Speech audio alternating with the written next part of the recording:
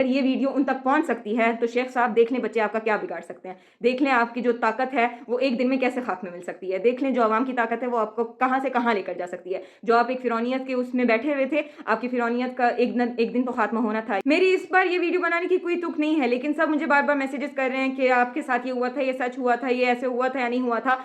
जो भी हुआ था ना, उस सब को जस्टिफाई ये चीज़ कर रही है जो अभी उसके साथ हो रही है। और इनको अपना असली अंजाम तब मिलेगा जब अगले साल इनके एडमिशन्स में कोई भी बच्चा इनके कॉलेज में इनरोल नहीं करेगा, तब महनूर को इंसाफ मिलेगा।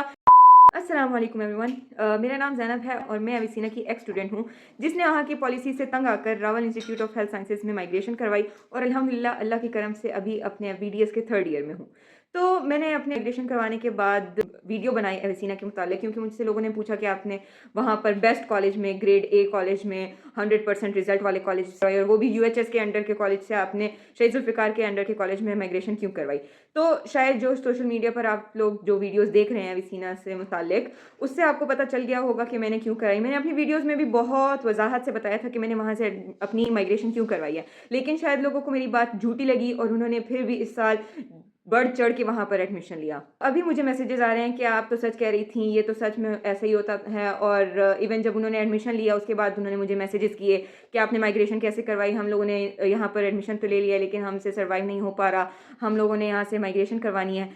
शायद लोग भी उसी जाल में फंसे जिसमें हर स्टूडेंट फंसता है कि वो उनसे अगर पूछा जाए कि अविसीना कैसे कॉलेज है, किसी से भी, इवन अविसीना के स्टूडेंट से अगर पूछा जाए कि अविसीना कैसे कॉलेज है, तो वो आपको बताते हैं कि यार स्ट्रिक्ट कॉलेज है।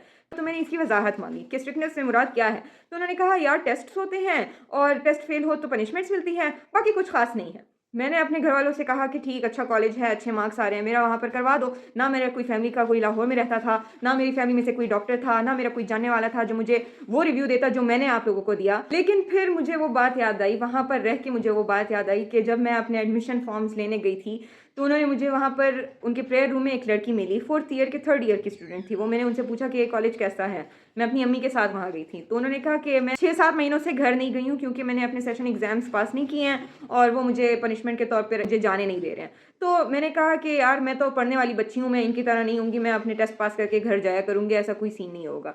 जैसे मेरी बात पे लोगों ने भरोसा नहीं किया, मैंने भी उनकी बात पे भरोसा नहीं किया और मैंने वहाँ पर एडमिशन ले लिया।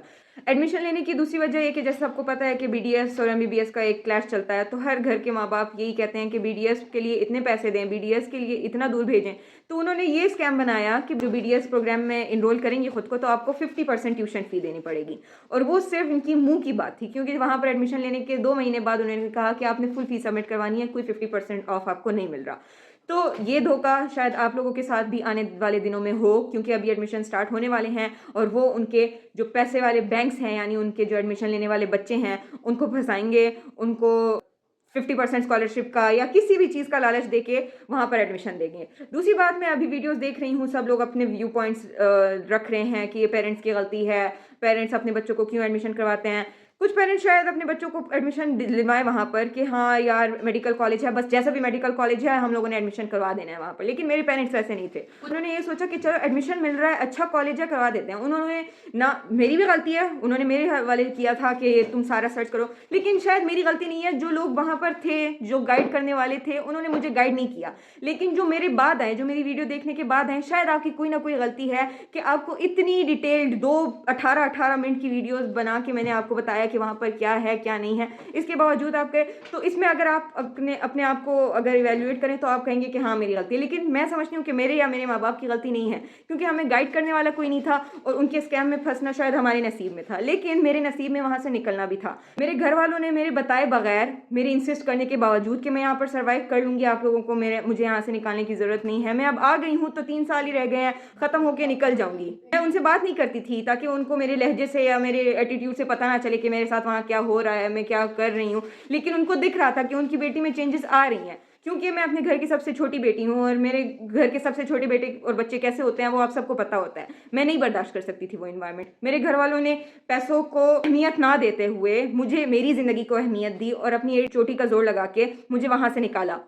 लेकिन हर पेरेंट ऐसे नहीं कर सकता, हर पेरेंट के पास इतने पैसे नहीं होते, हर पेरेंट के इतनी अच्छी किस्मत नहीं होती है। और ये भी मेरी खुशकिस्मती है कि उस साल पीएमसी ने अपने रूल्स और रेगुलेशंस में अमेंडमेंट्स की थी और उन्होंने फर्स्ट ईयर में माइग्रेशन का चांस दिया और उस वजह से मेरी माइग्रेशन हो पाई पीएमसी के अंडर। क्योंकि अविसीना वाले मुझे एनओसी नहीं दे रहे थे, मैंने पीएमसी के अंडर अपनी माइग्रेशन करवाई और जब पीएमसी के डॉक्यूमेंट्स और पीएमसी के बताए हुए तरीके पे जब मैं वहाँ पर गई, उनके डॉक्यूमेंट्स लेके, उनके सारी चीज़ें देके कि मैं वहाँ से अपने डॉक्यूमेंट्स भी लेकर आऊँ और अपनी फ़ी भी रिफंड कराऊँ, तो उन्होंने मुझे मेरे अबू के सामने बुरा भला कहा, मुझे मेरे अबू को मेरे सामने बुरा भला कहा, उन्होंने बदतमीज़ी की। उन्होंने कहा पीएमसी क्या, पीएमसी के बाप को बुला लो, एक पीएमसी क्या 5 पीएमसीओं को बुला लो, मैं देखता हूँ कौन मेरा बाल बाका कर सकता है, कौन मेरा कुछ बिगाड़ सकता है। तो अगर ये वीडियो उन तक पहुंच सकती है तो शेख साहब देख लें बच्चे आपका क्या बिगाड़ सकते हैं, देख लें आपकी जो ताकत है वो एक दिन में कैसे खाक में मिल सकती है, देख लें जो आवाम की ताकत है वो आपको कहां से कहां लेकर जा सकती है। जो आप एक फिरौनियत के उसमें बैठे हुए थे, आपकी फिरौनियत का एक दिन तो खात्मा होना था। तो बेआवाज लाठी है ना अल्लाह की, ये वो चल रही है आपके साथ। जो माँ बाप के आपने हलाल पैसे अपने ऊपर हराम किए हैं, ये वो